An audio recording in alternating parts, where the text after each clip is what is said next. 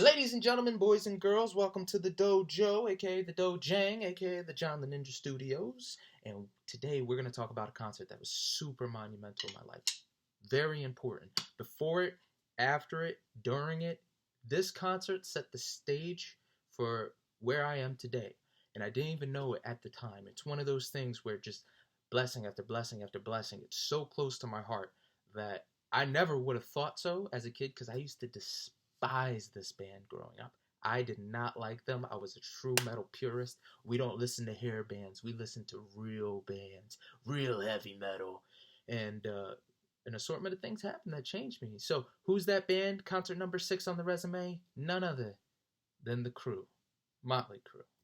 With Alice Cooper on the All Bad Things Must Come to an End tour at the Susquehanna Bank Center, also known as the Tweeter Center, but currently known as the BB&T Pavilion in Camden, New Jersey. So let me explain. First things first, I have to do an apology to my aunt, Anna Titiani. I'm sorry, and the reason I say that is because when I was younger in high school, still on that screw glam rock, she had tickets to go see Motley Crue at the Borgata in New Jersey, backstage for free, because she worked there, and I was like, I don't want to go. Thank you, but screw them. So she was like, okay. I've apologized to her multiple times, but, it's one of those things like, oh, if I knew better. So let me explain. When I was in college, 2013, I was, like everybody knows, I was starting to get more into bands, starting to go to concerts more, and I was like, you know what? I'm living life. Let's see what pops up. All of a sudden, I saw Motley Crue were going to do their last tour, signing a contract. We're not touring as a band anymore. I was like, well, damn. I really want to see them now. Now, what changed from high school to college was when I was a freshman, I didn't know what to do with myself. I couldn't bring my video games, couldn't even bring my car to college. I was joining a cross-country team, didn't know anybody there, didn't know anybody about the school, anything, didn't know a thing. I pretty much signed up and showed up, which, kind of thought that was cool. My mother did the same. Now, I was thinking, okay, I'm going to need hobbies. I'm going to need to do certain things and change my lifestyle. So I was like, you know what? Maybe I should start reading book. I don't know what inspired me to pick this book up. I heard it was a good read, but I was like, okay, you know what? Reading's not really my thing, but let me try. And the book I picked up was Nikki Sixx's Heroin Diaries. Now, I was already desensitized to, rock stars slept around, rock stars did drugs, did this. I wasn't too shocked at the things he did in the book, except for one thing. He shot heroin in a spot where I'm like, you are totally desperate. Only men would understand. Back to the point. But I just loved learning about what it was like to be a rock star. I loved learning the different details of, I was thinking about this when I wrote this song. Oh, I did this and we got away with it. It's a lot of behind the scenes stuff, a lot of things. It's like, oh, I didn't know he dated Vanity. Prince sponsored her back in the day. I didn't know he did this and that and this song I love. So it was really cool, and it really inspired me to read more books. I got books and autobiographies over there from every single genre. You got Anthony Kiedis' book, Scar Tissue, which is really good. I've read Phil Jackson's book. I've read Scott Ian's book. I've read U-God's book from Wu-Tang Clan, and an assortment of others. Even Jackie Chan's book is up there. So this book I owe a lot. And you know what? It's a really good read. But more importantly, it got me into reading. And it got me into Motley Crue. So I was like, okay, well, I like this guy's book. Let me start listening to the music. So I got the Greatest Hits album. And it really, really opened my eyes to how good their music was. So ain't a Motley Crue hater. By this time, those songs, that music got me through the weirdness and the being lost as a freshman into coming into your own. Everybody understands that. That's been to college. You're in a new environment. You got to figure out how to start adulting, either a lot or a little bit. It's either a gradual, I'm figuring out, or it's like, hey, you're in the fire now. You're an adult. So that music really stuck with me. It's like, oh, I really want to go. So texted my dad. I didn't hear back from him. Now, if you watch the other video, you know about the MMRBQ where, me and Zach and Greg went to the show. Well, this was before that. This day I woke up, me, Jesse, who was a friend, and Greg's girlfriend at the time, we're dropping him off at the Armory in Philadelphia for basic training. So, this day is important. You got to listen. So I woke up, I had a text from my dad. He was like, yeah, buy whatever tickets. Here's the card. What? Usually he did the buying of the tickets. But he said, whatever seats you want, pick them. Doesn't matter how much. I was like, you sure? It's like 250 a pop. He's like, do it. I don't I don't think before that I had a moment where my dad was like, it's totally in your hands. I trust you to pick. Anytime we did something, it was always his way or the highway. You have to be 100%. I don't think it was anything to do with the army, just the old school way of being a dad. Listen to me. So for him to give me the ball and say, go for it, to this day, still means a lot. To this day, I will never forget my dad giving me that power and that trust. And I picked wisely as I could, tried to pick seats. I picked really good seats, really close, but I did my digging. I was okay, what's cheap? What would save us the most money? I want to say it was probably like $500 together. I didn't know too much, like you could go to other websites at the time, but I was diligently looking for the best prices. If I would have known better, I would have gone to different websites instead of like the major ones like Ticketmaster, Live Nation, StubHub, etc. They were all the same amount. So I was like, okay, no matter. So I bought the seats, feeling good. Now, again, this is going to be a long video. We're driving to the armory, and we're about to drop Greg off, and we're listening to the radio. It's like, hey, call in, play a game, and win flowers, a golden flower from whatever. So I called in. I ended up winning the game. I was like, hey, okay, so I got flowers. My mom was in the military, so I was like, I'll give it to her. I don't have a girlfriend, still don't. It's a long dry sprout. Back in this, so we dropped Greg off. I was like, let's try something. So we're listening to WMMR. I was like, let's call WMMR. I was listening to him a lot. Always listen to the Vinyl Cut by Pierre on my drive to and from school. So I was like, okay, let's call him. Call him and got a zap with Pierre. Got a zap for my man Greg. Even though I did the zap wrong. You're supposed to I randomly, saw somebody listening to MMR. I didn't know the rules at the time. I just wanted to zap. But Pierre, he did me due diligence. So he zapped him. And then, here's another fun fact. We got stuck on traffic. My buddy was on 76. He was like, let's take this exit. And it was a downhill exit. So we were stuck in traffic for like a good 5 minutes on the exit. We're like, what the hell? So I got out the car at the same time a truck got out the car. And we went down the hill.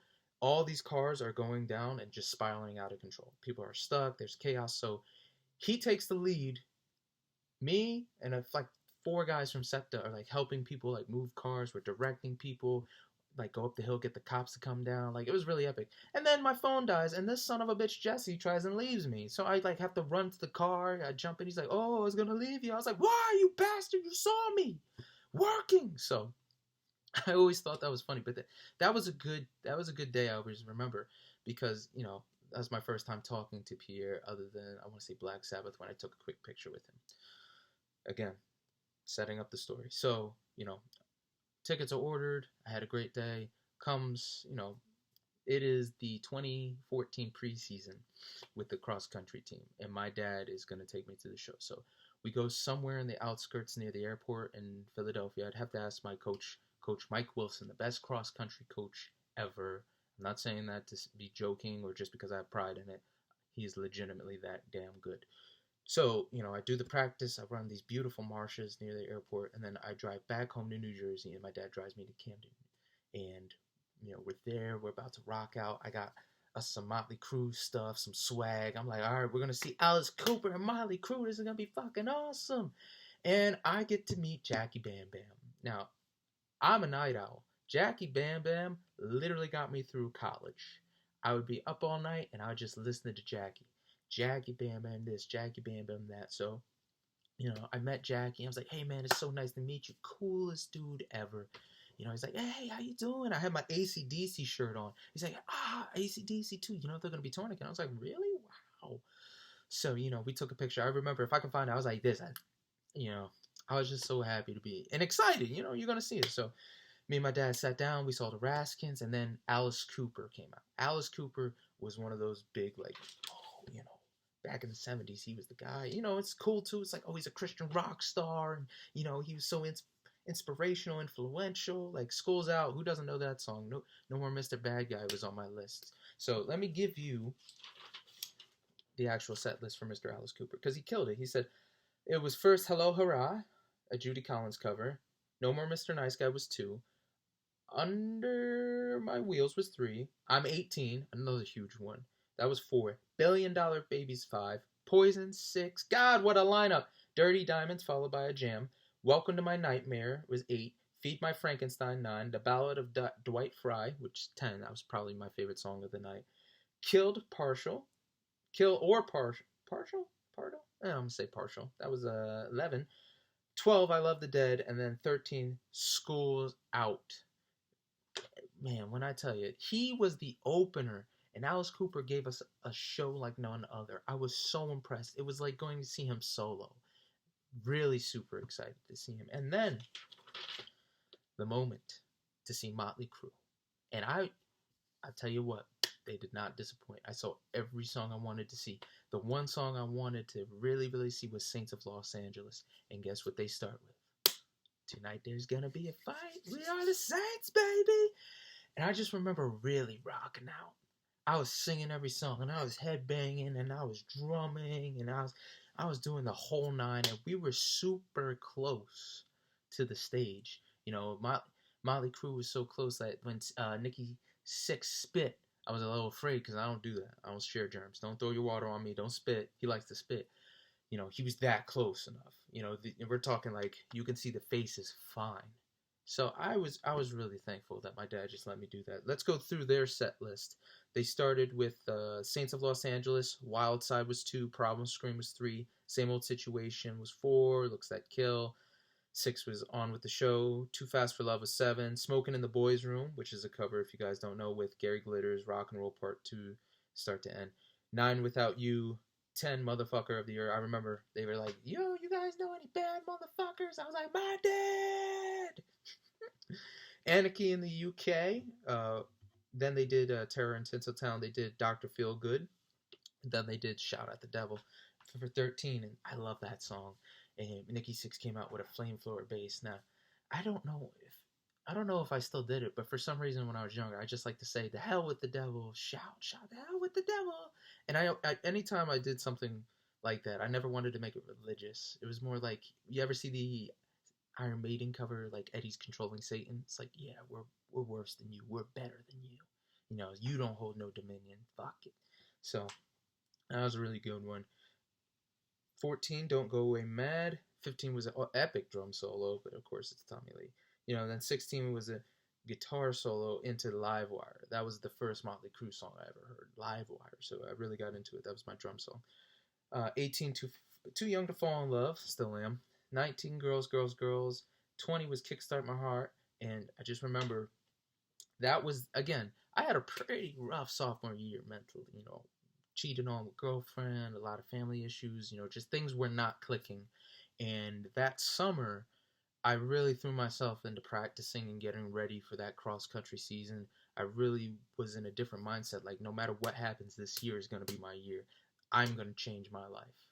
And luckily for me, very fortunately, God, life, the universe, mental thinking, and being full of myself, it actually happened. But I just remember, like, after everything we've been through, and to think about it, I ain't been through shit yet compared to where I am now. I'm just like, yeah, I'm still kicking ass. That song was pretty much it. And then Home Sweet Home finished it. They played in the middle of the crowd. Hold on.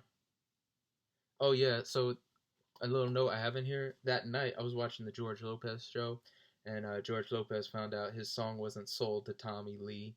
His wife said she sold a song to him, but it wasn't.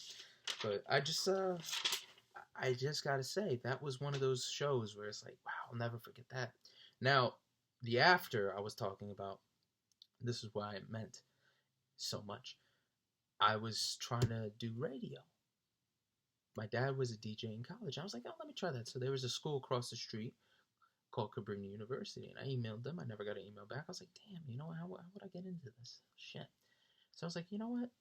My dad gave me advice once. I wanted to do skateboarding. He was like, why don't you email Tony Hawk and see, you know, what happens? I was like, please, I'll never do that.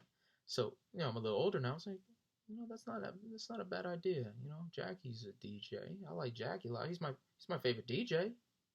Let me email him. So I emailed him. I was like, hey, made it real professional. It's like, I'm just trying to get into the school. I'm trying to get into radio. How do you start this? How did you start this? You know, just let me know. I met you at Motley Crue. You know, I had a great time. Let me have some kind of like guidance. And if you can't do it, it's great. You know. So, you know, I sent the email. He responded. I was like, oh shit. He's like, hey, bro, I can't really help you on that, but keep your ears to your email. And I was like, well, you know what? At least he responded back.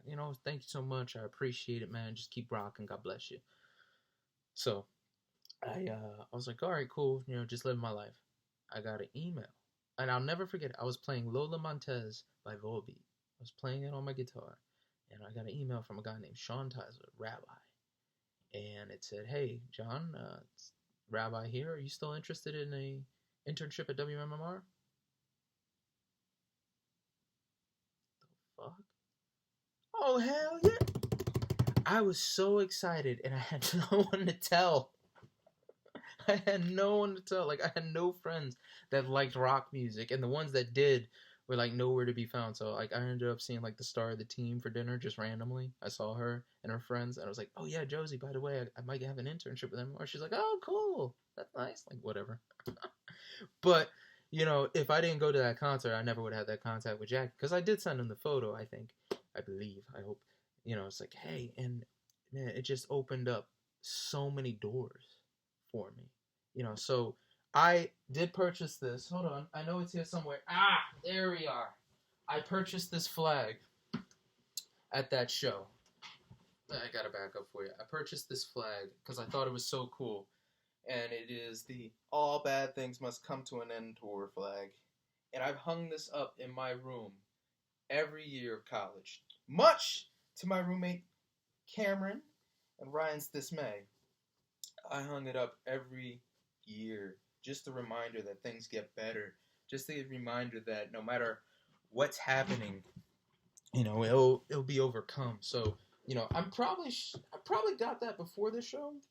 I want to be honest, because I remember hanging it up in college, like sophomore year, before I actually got to see the show. So, I remember I also got shit from like RAs. I had way worse posters up too, but I got shit from people. It's like, oh, that's degrading the women. I'm like, there's really no nudity on it. Come on, all bad things must come to an end. It's kind of biblical. So I just, whew, still say I'm repeating words, man, because that's how much you get from these shows. That's how much you get from music. Just that experience that took you away from the pain or the bullshit or the stress or whatever. So I just remember a really, really good time with my dad. My dad's, again, you all know, he's not the most, enthusiastic guy when it comes to shows, but he enjoyed it. So um, I just want to say the one thing I put here, because it stuck with me in my notes. I will always appreciate that night and the moment God pulled me from the gutter to my dreams and more I could ever know. That is probably the best way to describe it, because that whole thing, that whole sequence with dropping Greg off and talking to Pierre, to getting the tickets, to meeting Jackie, to getting an internship at WMMR and being where I am now, it was an interesting connection. So, ladies and gentlemen, that was concert number 6 on the. Man, I'm really losing my words here. That was a damn good talk. That was concert number 6 of the concert resume. Concert number 7, Pretty Reckless at the TLA. Till next time, if you did get to see Motley Crue, comment, like, all the YouTube stuff. But more importantly, be smart, be mindful, and God bless you. And I will see you next time, people.